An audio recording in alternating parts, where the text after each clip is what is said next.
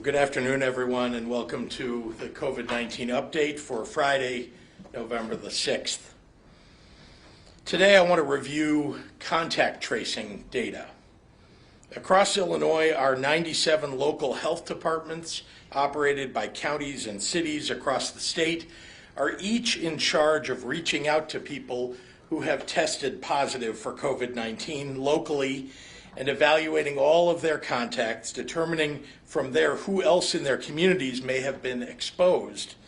And IDPH distributed $237 million last summer to fund that effort, including hiring new staff and implementing new technology.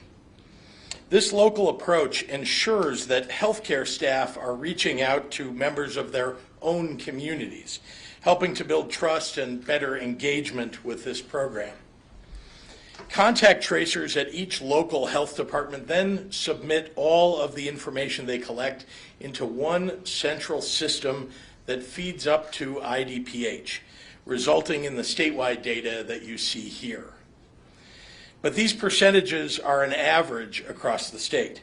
Each local health department varies in its performance, with the majority of the health departments, 57 of the 97 as of late October, reaching out to at least 90% of individuals who test positive, and 86 of the 97 reaching out to at least 75% of positive cases. The remaining counties are still building out their programs. On dph.illinois.gov/COVID-19, you can survey the results in each of our 11 regions and by each of the local health departments within them. Among the 97 local health departments, Chicago and Cook County are still ramping up and working to bring on more people and get more of their information into our central state system. But among the remaining 95 public health departments statewide, we've been able to reach out to, on average, more than 90% of people who test positive. Throughout this process, IDPH has invested in new technology infrastructure, trained each local department through the centralized program, helped expand their workforces, and supported public awareness campaigns across the state and locally. We've also made it a priority to review our approach regularly and engage in a continuous improvement process. Here's one recent example. Earlier in the fall, we surveyed consumers about a variety of contact tracing messaging to measure both a person's willingness to even answer a phone call from the contact tracing team at their local health department, as well as willingness to then go ahead and share contacts with contact tracers.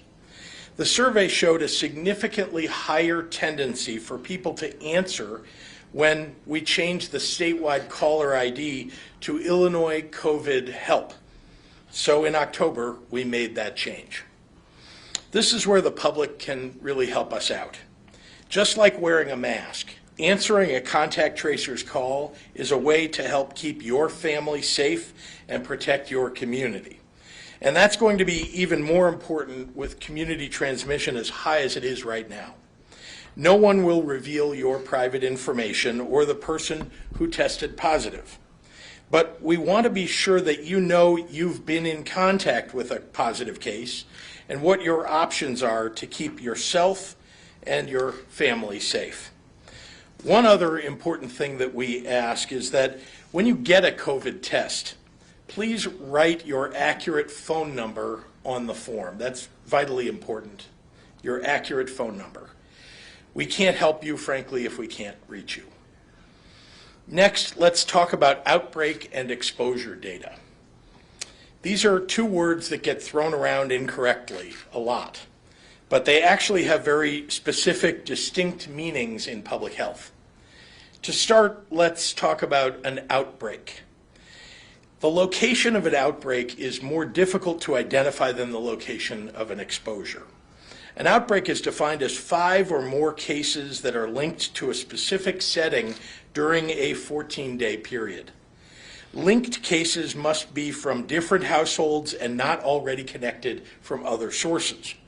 And while certain settings like a college campus, a factory, or a group home may make it easier to determine an outbreak, most establishments that are frequented by the public, like restaurants or grocery stores, are not easily determined as the setting of an outbreak based upon those rules. Add on to that this disease is a respiratory in nature, and a person might take some time before they start to show symptoms. And you can see why where outbreaks occur is important information, but far from the whole picture. Much more useful for identifying regular locations that amplify the spread of the virus is exposure data. Particularly useful for the average person who wants to design their day-to-day in a way that reduces the highest risks. Exposure data comes from contact tracers talking to confirmed positive COVID patients about the places that they went in the time before they were symptomatic or tested positive. For most people, especially those who don't have the ability to work from home, that's going to amount to multiple locations. The day before a person tested positive, for example, she might go to work and then stop at a grocery store and then stop and get drinks with friends at a bar. That's 3 exposure locations, and that's just one day. Why is this important? Because exposure data is going to give you a sense of where you're at the greatest risk for catching COVID-19. And particularly when we see community transmission as high as it is around the state, the risk is going to scale up across the board. Remember, masks are vitally important and the best tool for reducing risk, but even with a mask, you don't eliminate risk, especially when inside in proximity to other people. And when you're taking your mask off in public to eat or to drink or even to chat, you're upping your risk. So here's our exposure data to date in Illinois. As you would guess, workplaces and schools are going to be big, because anyone reporting to their workplace every day, or any student or teacher engaged in in-person learning who tests positive, is probably going to list school or work as a place they were before they tested positive. But the single largest category of exposure location statewide is restaurants and bars. And we see similar trends on a region-by-region basis, which you can review on the IDPH website. This aligns with the CDC study that came out earlier this fall. The study shows that when a COVID-positive person could not identify a close contact that may have given them COVID, they were twice as likely to report dining in a restaurant in the 2 weeks prior to diagnosis. These are facts. And if the facts change, we can change our response. But all the data we have so far points to these locations where people remove their masks in close contact for an extended period of time as a major source of risk, and frankly, importantly, our mitigation plans reflect the fact that those are a major source of risk. Moving to school exposure data. I know the size of that school column on the exposure sites might alarm some parents, so I want to offer a couple of caveats on this data. First, this is exposure data, not necessarily the exact location where a student or teacher actually contracted COVID-19.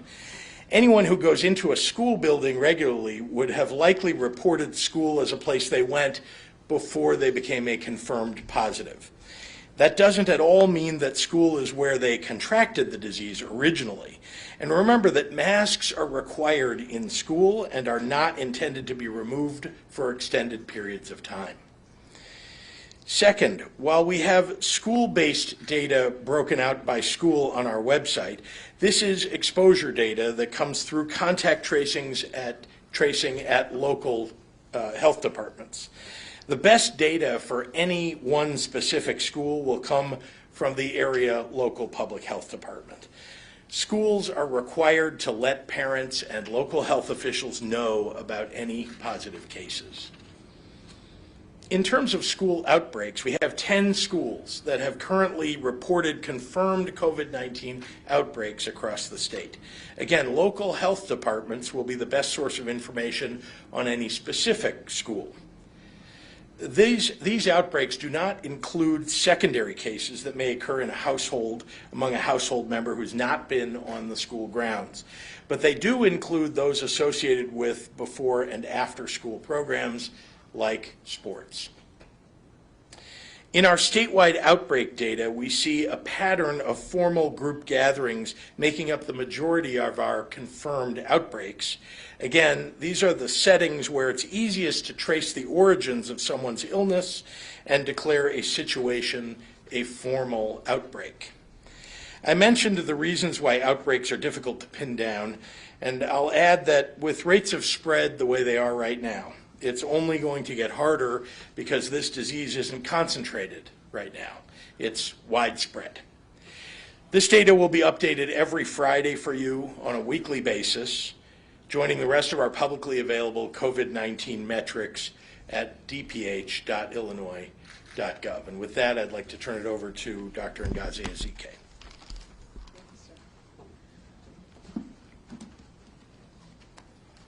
Good afternoon and happy Friday.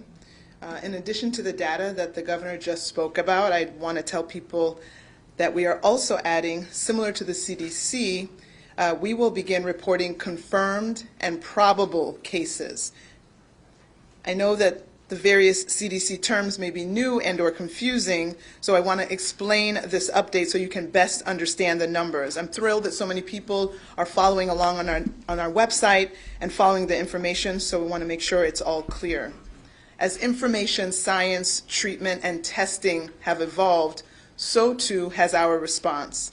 In August, the national case definition was changed so that an antigen test alone would be considered a probable case. With the increased use of antigen tests, we will get more probable cases, and we want to make sure that we capture all of those cases that are diagnosed via antigen tests, similar to how the CDC does this and similar to how other states are calculating this as well, so that we can show our actual true burden of disease here in Illinois. The result of this is that the total number of cases since the beginning of the pandemic that we report today is going to look quite a bit higher because we have added all the probable cases since the beginning of the pandemic. Those were already reported each week on our website, but we're bringing that in. So there's approximately 7,600 additional cases that will be added to Illinois' total number of cases. To be clear, these are not being counted as new cases that occurred in the last 24 hours. These are previously reported probable cases that are now being included in our total grand case count instead of having them separated out. So today, for the new cases that were reported over the last 24 hours, that number is 10,376. And that creates total number of cases 465,540. That unfortunately, we reported 49 additional deaths for a total of 10,079 lives lost. In the hospital overnight with COVID-19 were 4,090 individuals, and of those 786 were in the ICU and 339 were on ventilators. In the last 24 hours, we recorded an all-time high of 98,401 tests that were reported for our state running total of tests at 8.2 million. I'd like to remind everyone of the importance, again, of contact tracing, as the governor illustrated, and how answering a contact tracer's call and answering their questions can help slow the spread of the virus. If you test positive for COVID-19, a contact tracer will reach out to you to offer guidance and support about what you should do and answer any questions that you may have. The contact tracer will, again, to be able to provide that information that's listed, that was listed on the screen, will ask about the places that you've been and the people you were in close contact with during your infectious period. After that, the contact tracer will then reach out to your close contacts and let them know that they've been exposed to someone who has COVID-19 and let them know that they should be tested at the appropriate time and quarantined at home. The contact tracer will not tell any of your close contacts that you were the individual that was infected. They will simply indicate that you have been in close contact with someone who has tested positive, and they should quarantine so that they don't spread the virus on to others. But of course, I know most people, if they are identified as having COVID-19, I'm sure you will reach out and let your contacts know yourself, so that call should not be as much of a surprise. But just be clear that the contact tracers will not identify the person by name. So please, if you get that call from Illinois COVID Help, please answer the phone and answer the questions. And as the governor said, make sure you give the right number. Don't give the house phone that no one listens to. Please give the appropriate number so you can be contacted. Again, this isn't just about you. This is about all of us. The next several months are going to be very tough. They're going to be very hard. But how tough and how hard and how bad it is still depends on us. Let's please think beyond ourselves and do what we can to protect all of us. Again, that involves masking, maintaining your distance, washing your hands. And please get your flu shot. Now for the comments in Spanish. Hola y buenas tardes. Aparte de los datos que acaba de hablar el gobernador, quiero que la gente sepa que a partir de hoy, igual como el CDC, IDPH comenzará a informar casos confirmados y probables combinados. Yo quiero explicar los cambios para que todos entiendan los números. La información, la ciencia, el tratamiento y las pruebas han mejorado con tiempo. Eso incluye nuestra respuesta a esta pandemia.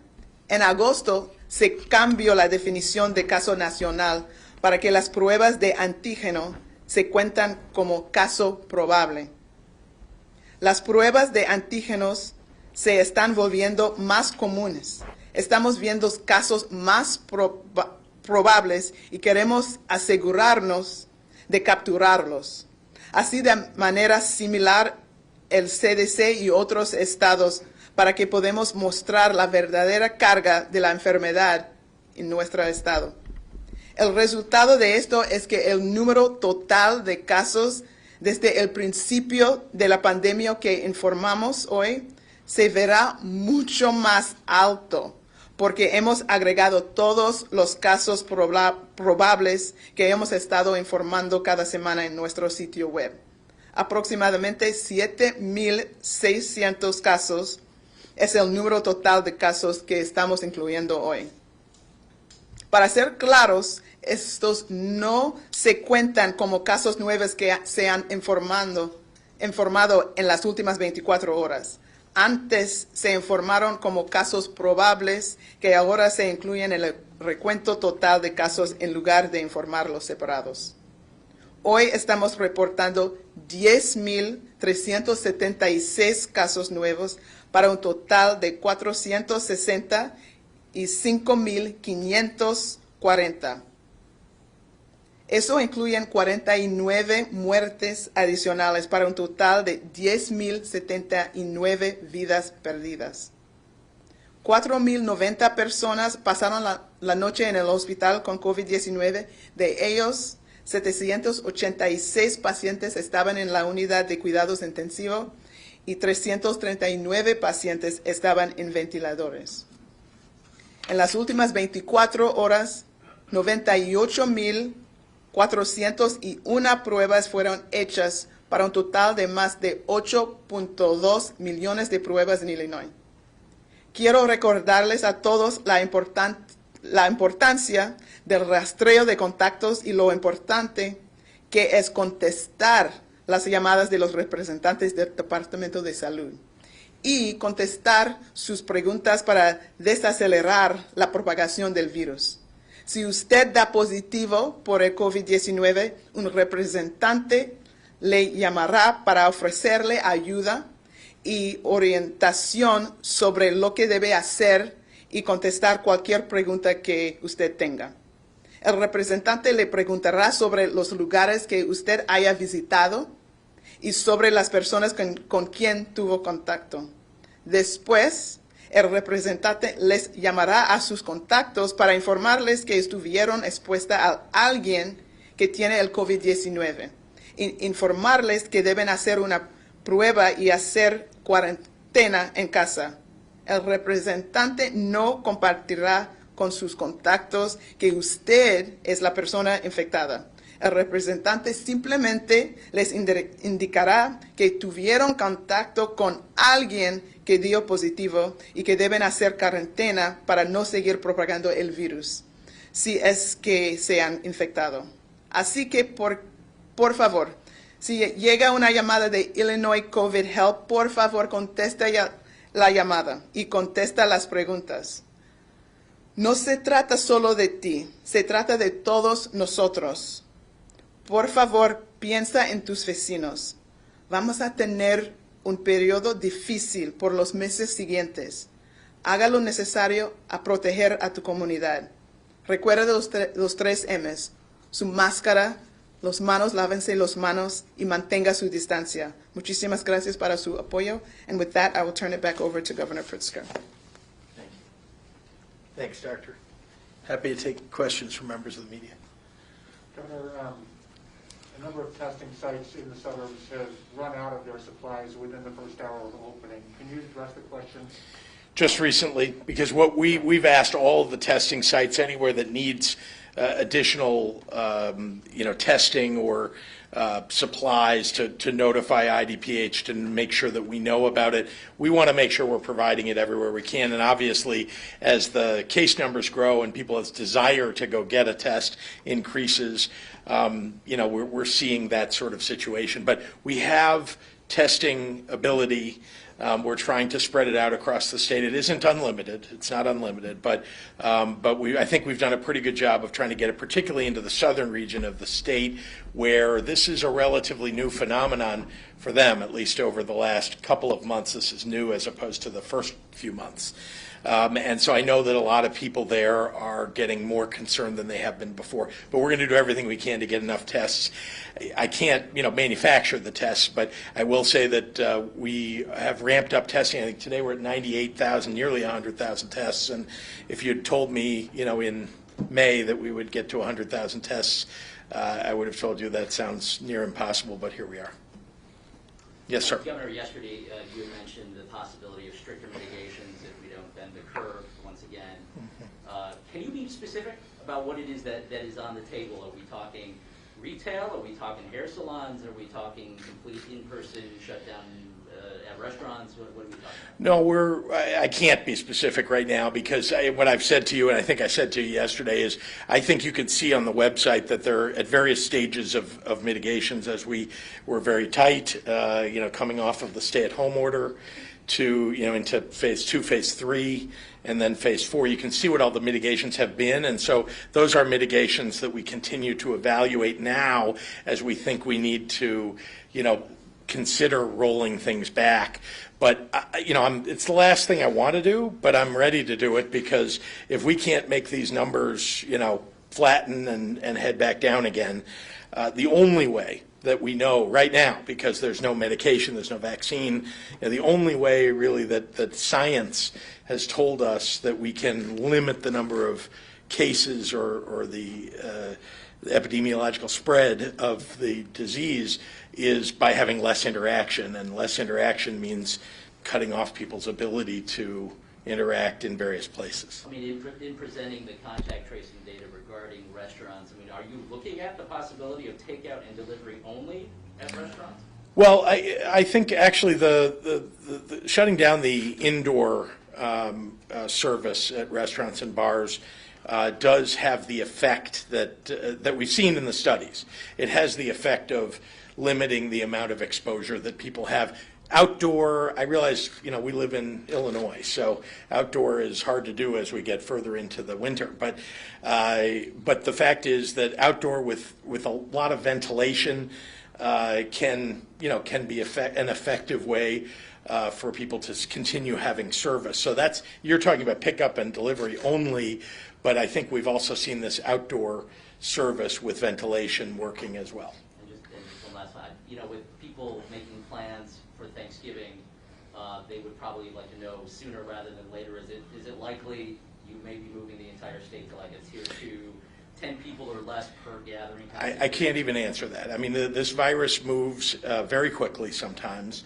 We're on the verge. I mean, we've been moving in a linear fashion, but we're definitely potentially coming to an inflection point where it could go exponential. If it does go exponential, and that's what happened last spring, you remember. If it does, then we'll be in a world of hurt. We're in a bad situation now. So, but I'm not looking at the broader mitigation of stay at home as something I would do, I don't know, in the coming days or week.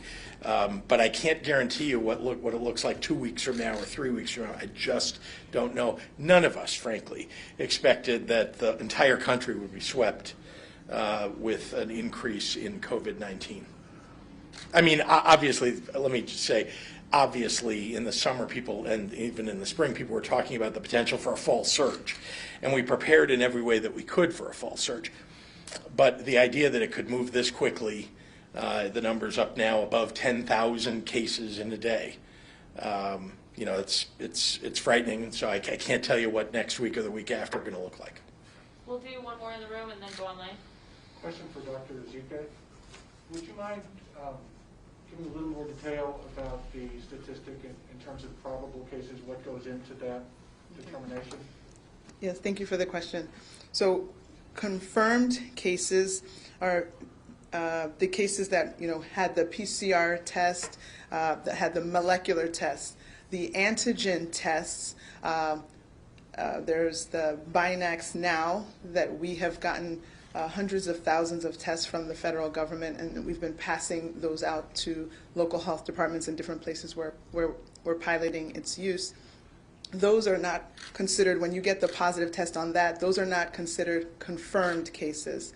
Those are called probable cases. But we are treating, that is a positive, you have COVID if you come up with a positive test on that Binax Now test. So that is part of our caseload in terms of people who now have been diagnosed with COVID and that we need to identify their contacts and that they need to isolate, et cetera. So total will now be the combination of confirmed cases plus probable cases. There's another group of probable cases in the beginning. Again, we've done such a great job with testing. If we go back trying to remember the time where we didn't have 100,000 tests a day, there was a time when we said, if you have the symptoms, you were around somebody who has COVID, you have the fever, you have this, you have that, you have COVID. You don't need to get a test, partly because we didn't have access for everyone. So those individuals that were made known to the local health department also got listed as probable cases because they were linked to someone who was known to have it but didn't have a confirmatory test. So those probable cases had been counted, but we've never included them. Now we're bringing all of that data back for probable cases. The antigen forms probable cases and putting it with our confirmed cases from the molecular test. Is that clear? Okay. And if I may add, that's because the CDC has changed the guidelines, and also I just would add one other thing, and I know the director will correct me if I'm wrong, but I don't think I am. The antigen tests, particularly the ones that the federal government has distributed to us and to many other states, are a little less sensitive than the PCR tests. So that's why they're slightly, I don't want to say they're less accurate. I mean, they're just slightly, they have a different sensitivity level.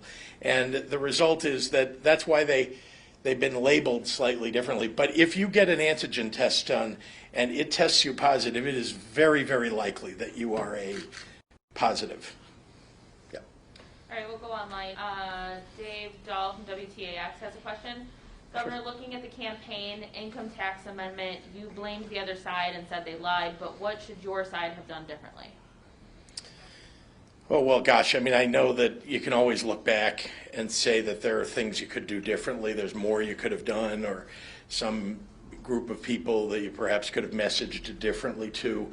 But remember, we were facing just a pack of lies that were being put up on TV with $50 million and just lie after lie. So I think that is the principal reason that the fair tax failed. Ryan Boyles at Health News Illinois. Question for you or Dr. Ezike. Do you have a number for how many total people are doing contact tracing across the state? And as the number of cases continues to grow, will health departments need to hire even more people to keep up with the caseload? Yes, and yes. We have we have a goal of about 3,800 in total. Remember, they get hired not by us, not by the state or the IDPH, but by the local health departments. We've distributed the dollars for them to do that, and most of them have done a really good job. So we're up to statewide. When you include the paid tracers, and then we have a group of volunteer tracers and some alternates, but in total, it's more than 30, we're almost at 3,300 out of the 3,800 that are intended. Many are in process of being hired, and there are a couple, like the Chicago Department of Public Health is still working on it. And there are going to be hundreds that will be added just by them alone, so they're a little behind most of the other counties or cities, frankly, in the state. So once they get in there with more hiring, I think our numbers will exceed 3,800. Do we need more? Yes. I mean, the case numbers have gone up, and so we'll continue to look at how we might be able to afford hiring more and how we might use more volunteers. Dan Petrella at the Tribune is asking why this data is only 191,000 cases instead of the full 465. I don't know quite how to answer that. Do you?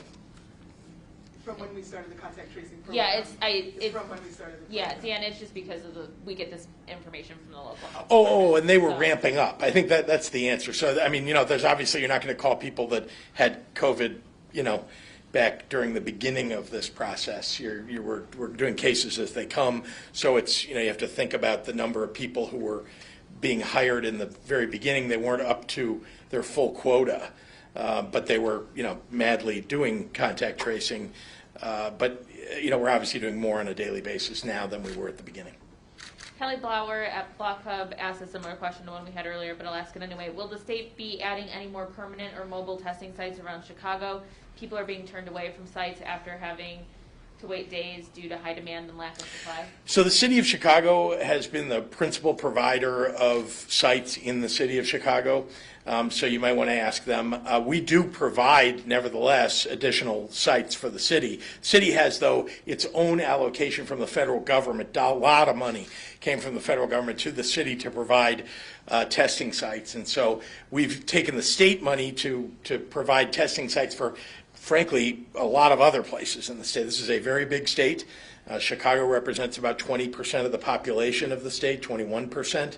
And we have to, deal with the rest of the state as well. So we have provided mobile sites, and we've worked with FQHCs to bring them on board in the city of Chicago, and many more that we've added on top. But principal responsibility resides with the city. Jake Griffin at the Daily Herald. Does IDPH's change of adding probable cases to the county totals affect the Medicare reimbursements for hospitals that treated these probable cases? And if so, is that the reason for the change that was made today? Why not include probable deaths in that total? I don't. If someone had was a probable case, they would have been treated as a COVID patient. The ICD-10 code would have reflected that. So it doesn't change the management or the treatment of the patient. They would have been treated as a COVID patient, no different from the confirmed case.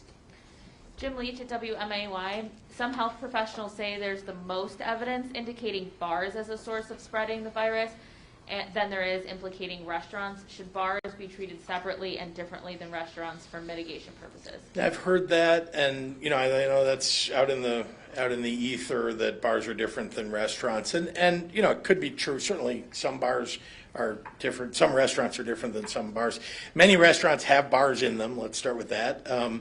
And the issue is taking off your mask for an extended period of time in a room that has many other people in it indoors. That's what, at least, again, I'm not making that judgment on my own. I talked to you about a CDC study just moments ago, but I have provided to everybody a dozen studies, and not to mention the outbreaks and mostly exposure data. You'll see, for example, the city of Chicago's exposure data that shows bars and restaurants both are, very, very high incidence of exposure. Tristan Hardy is asking, Springfield's mayor says the mitigations are broad. Explain how one county's increase in positivity rates can affect another. So, we don't, there are no fences between cities and counties. We don't do that in the United States. And I know people who cross over borders of counties and cities regularly for work or for something else, to visit family, to stop by a grocery store, so many other things. So the truth is that, this idea of, trying to wall off one area and treat it differently it's difficult to do. It's almost impossible to do. We, as you know, we broke the state up into 11 regions because we thought that would allow us, we could look at the data in a more granular fashion from when we had the state broken up into 4 regions. And before that, we had 1 region. It was the entire state. So I just want to remind everybody, it's very hard to get very granular, though, because from one city to another, from one town to another, it's hard to differentiate. It may be that on some set of blocks there's no COVID, and on this next set of blocks there may be a lot of COVID, and that doesn't mean that people on these blocks are immune. Jim Haggerty is a Rockford advocate. Will be our last question. Dr. Ezike, we continue to hear about herd immunity and allowing the healthy people to get infected while protecting the vulnerable, which seems to look different in different places. In Illinois, why or why not would that be an appropriate strategy? Herd immunity suggests that if you get to a certain population, a certain percentage of the population now having the disease, that would mean that, and we don't know exactly what that number is for COVID.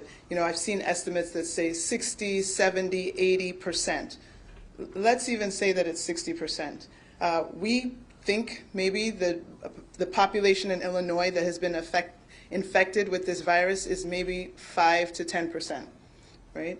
5 to 10%, and we got 10,000 deaths to get 5 to 10% of the people to have had the infection. The thought of how many people would need to get the infection and die to get to that 60, 70, 80% is unfathomable. And so that is not, I dare say that's not a moral way to approach this, to think that we would sacrifice that many lives to get to this, quote, herd immunity. All right, thanks everyone. Thank you.